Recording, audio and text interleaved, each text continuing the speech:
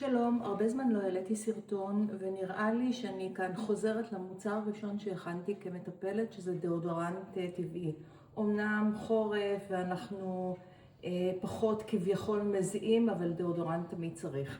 בראש ובראשונה אני משתמשת בחמת קוקוס טבעית ונוקשה אומנם, היא פחות ידידותית לעיבוד, אבל יש לה תכונות פנטסטיות, והסיבה שהיא נמצאת בדאודורנט שלי, בעצם שלוש סיבות טובות. היא אנטי-בקטריאלית, היא מגנה על האור, והיא מאפשרת ניקוז מעולה של הזיעה החוצה, היא לא סותמת נקבוביות.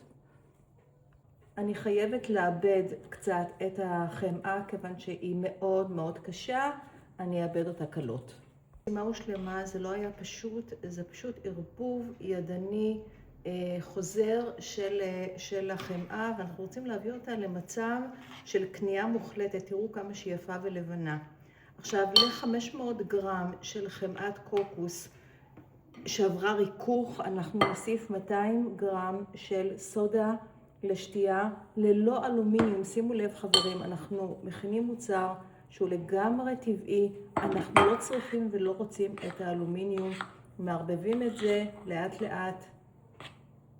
לאחר שערבבנו את הסודה לשתייה לתוך התערובת, ויש לנו תערובת הומוגנית, נוסיף מים הידרוסוליים של גרניום שנועדו להרגיע את האור. מים הידרוסוליים של גרניום זה בעצם מיצוי מימי של גרניום. מדובר ב-100 גרם, ואם אין לכם, פשוט תשתמשו במים מזוקקים.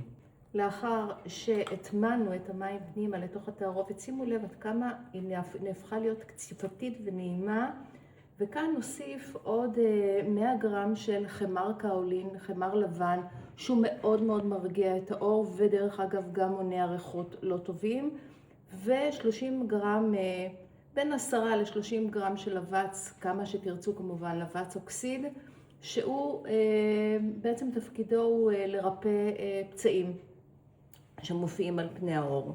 עכשיו את כל העניין הזה גם נמשיך ונערבב פנימה.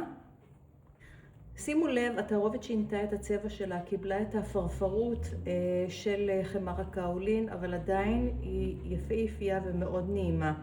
עכשיו אני רוצה אפילו להשביח אותה, ואתם כמובן לא חייבים, ובמקום זה אתם יכולים להוסיף או מההתחלה להשתמש ב-600 גרם של חמת קוקוס. אני מוסיפה בדרך כלל 100 גרם של קרם טבעי, שמבוסס על שמן שמופק מצמחים. כאן אני צריך באמת לאבד את כל הדבר הזה במיקסר, אז אני הולכת לאבד. חברים, זה התוצר הסופי. התוצר הסופי הוא דאודורנט 100% טבעי.